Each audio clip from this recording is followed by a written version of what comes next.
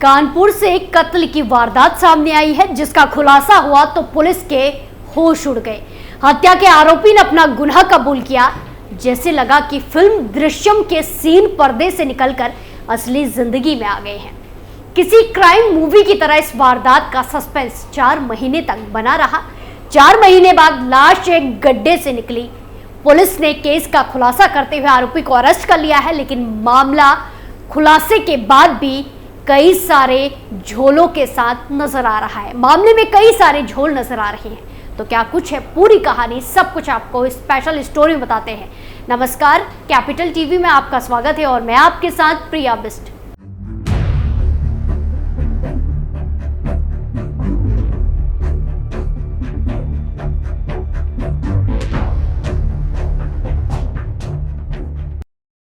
कत्ल की फिल्मी कहानी, खुला राज तोड़े होश, दृश्यम मूवी से चुराया आइडिया, लेकिन पुलिस ने धर दबोचा। कानपुर के कारोबारी राहुल गुप्ता की 32 साल की पत्नी एकता गुप्ता कानपुर ग्रीन पार्क के स्थित जिम जाया करती थी। 24 जून को भी वो 5:30 बजे सुबह जिम के लिए निकली, पर काफी समय तक घर नहीं लौटी। तो एकता के पति ने पुलिस में शिकायत दर्ज कराई और एकता के जिम ट्रेनर विमल सोनी पर शक जताया। यही नहीं, आरोपी ने उसकी पत्नी को नशीला पदार्थ खिलाकर उसके पास से पैसे, जेवरात आदि लूट लिए होंगे, ये भी आरोप लगाया। इस रिपोर्ट के आधार पर पुलिस ने जांच की तो पता लगा कि जिम ट्रेनर भी उसी दिन से लापता है। एकता के पति के साथ साथ पुलिस का शक बढ़ गया। पुलिस को आशंका थी कि या तो विमल सोनी ने एकता को अगवा कर लिया है, किडनैप कर लिया है, या फिर वो उसके साथ खुद अपनी मर्जी से चली गई है। पुलिस की जांच चलती रही और 4 महीने बाद विमल सोनी पुलिस के हत्थे चढ़ गया, लेकिन एकता उसके साथ नहीं थी।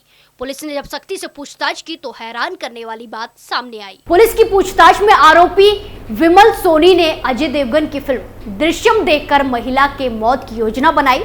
उसे पूरी उम्मीद थी कि डीएम कंपाउंड ऑफिसर कॉलोनी होने की वजह से यह शव दबा देने पर किसी को पता नहीं चलेगा। इसीलिए आरोपी जब पकड़ा भी गया तो पुलिस को इधर उधर घुमाता रहा। कभी कहा कि लाश को गंगा में फेंक दिया है, तो कभी बताया कि जंगल में ठिकाने लगा दिया है। लेकिन आखिर में पुलिस ने थोड़ी कड़ाई से पूछताछ की तो आरोपी ने बताया कि डीएम आवास के कैंपस में शव को दफनाया है। इसके बाद पुलिस ने थोड़ी और कड़ाई की तो आरोपी ने कहा कि वो अपनी i10 कार में एकता का शव लेकर डीएम कंपाउंड आया और यहां शव को ठिकाने लगाया। इतना ही नहीं, आरोपी ने अपनी योजना के मुताबिक मोबाइल फोन का इस्तेमाल भी नहीं किया।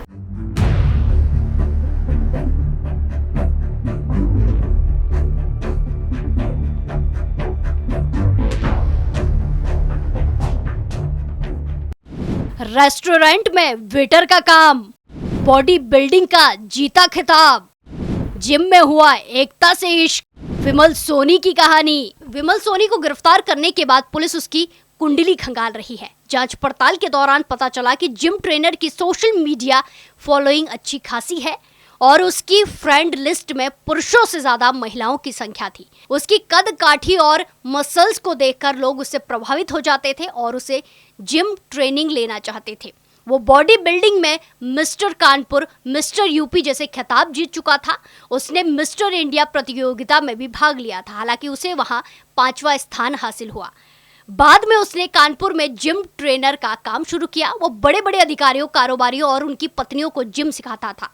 बताया जा रहा है कि जिम ट्रेनिंग के दौरान ट्रेनर विमल सोनी ने शादीशुदा एकता को अपने जाल में फंसा लिया। फिर दोनों के बीच नजदीकी बढ़ गई। बाद में हालात ऐसे बन गए कि विमल ने एकता की हत्या कर दी और उसकी लाश को डीएम बंगले के पास गड्ढा खोदकर दफना दिया। लेकिन 4 महीने बाद वो पकड़ा गया। इस दौरान एकता की लाश सड़ चुकी थी। पुलिस ने बीते दिन उसका पोस्टमार्टम कराया। आरोपी ने पूछताछ में बताया कि एकता की मौत उसके एक पंच मारने से हो गई थी। उसने कहा कि दोनों का अफेयर चल रहा था, लेकिन इस बीच मेरी शादी किसी दूसरी लड़की से फिक्स हो गई। इसको लेकर मैं उसे बात करना चाहता था, लेकिन वो नाराज थी। मैं उसे सुबह जिम से अपनी कार से लेकर एकांत जगह पहुंचा, जहां हम दोनों के बीच बहस हो गई और मैंने गुस्से में आकर उसके गर्दन पर एक पंच मार दिया, जिसमें उसकी जान चली गई। एकता की हत्या करने के बाद वो फरार हो गया। इस दौरान विमल पंजाब के एक होटल में वेटर बनकर काम करता रहा। फिर कुछ समय इधर उधर भटकता रहा, मोबाइल का यूज भी नहीं करता 4 महीने पहले उसने अपने सारे सोशल मीडिया अकाउंट बंद कर दिए थे। विमल सोनी के बारे में पता चला है कि वो जिम ट्रेनर बनने से पहले होटल में वेटर का काम किया करता था। इसीलिए एकता की हत्या के बाद फरारी के दौरान जब वो पंजाब पहुंचा तो कई दिन वेटर का काम करते हुए अपनी पहचान छिपाई रखी। हालांकि आखिर में पुलिस ने उसे धर दबोच लिया। पुलिस की पूछताछ में पता चला कि आरोपी जिम ट्रेनर डीएम कंपाउंड में रह रहे कई अधिकारियों का बेहद करीबी है।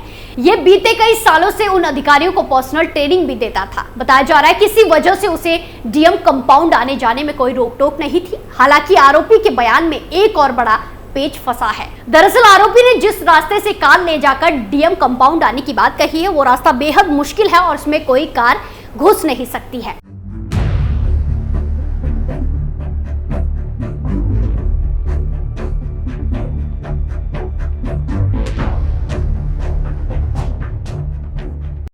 डीएम कंपाउंड में किया कांड, गड्ढा खोदा, दफनाई लाश, सबकी नजरों से बचा कातिल, फिल्मी वारदात की अनसुलझी कहानी। वहीं शव डीएम आवास के पास मिलने के बाद मामले की गुत्थी उलझती ही जा रही है।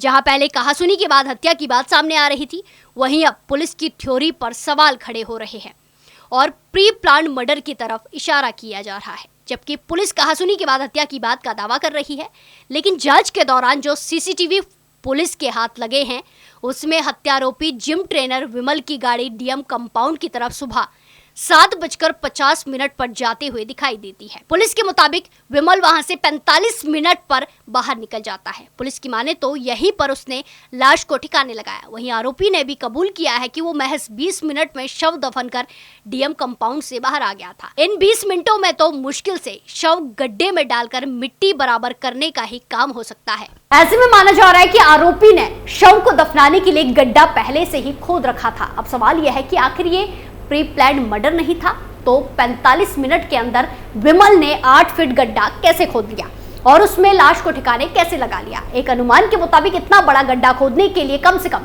3 घंटे तो लगते ही है। ऐसे में आशंका है कि आरोपी ने गड्ढा सबकी नजरों के सामने खोदा होगा और यहाँ रहने वालों को लगा होगा कि कोई निर्माण कार्य होने वाला है, इसीलिए किसी ने ध्यान नहीं दिया होगा। इसी के साथ आरोपी की गाड़ी में चुन्नी, टूटा क्लचर और रस्सी जैसे बरामद हुई चीजें इशारा करती है कि विमल पहले से ही हत्या की प्लानिंग करके बैठा था। वहीं आरोपी विमल लगातार बयान बदल रहा है। पहले वो बॉडी को नदी में फेंकने की बात करता रहा ताकि एकता की बॉडी ना मिले, फिर अपने ही बयान से मुकर गया।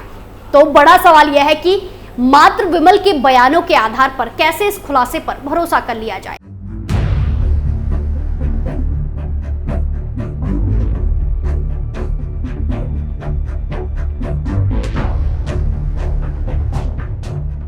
हत्यारे की गिरफ्तारी के बाद भी ये केस उलझा हुआ है।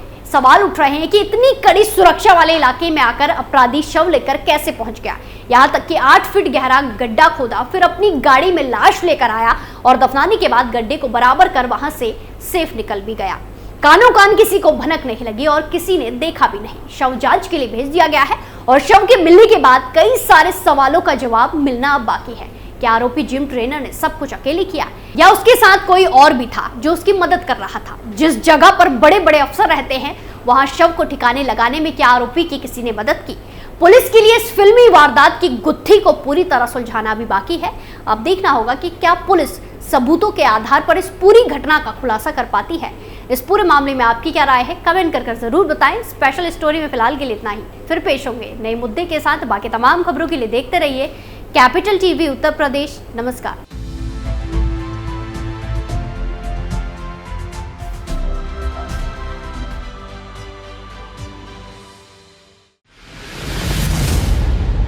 मैं राजनीति करता नहीं, पर राजनीति को बहुत गहरे तक समझता हूं। मैं लोगों के बीच रहता हूं, लोगों के मन को अच्छे से जानता हूं।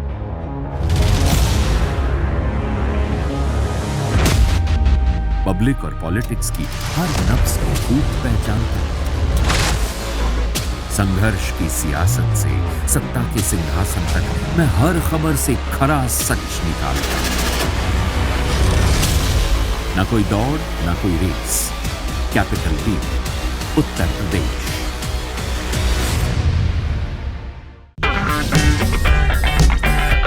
अगर आपको हमारा वीडियो पसंद आया हो तो इसे लाइक करें, हमारे चैनल को सब्सक्राइब करें और हाँ, बेल आइकन दबाना ना भूलें ताकि आप तक हमारे वीडियो की नोटिफिकेशन पहुंचती रहे।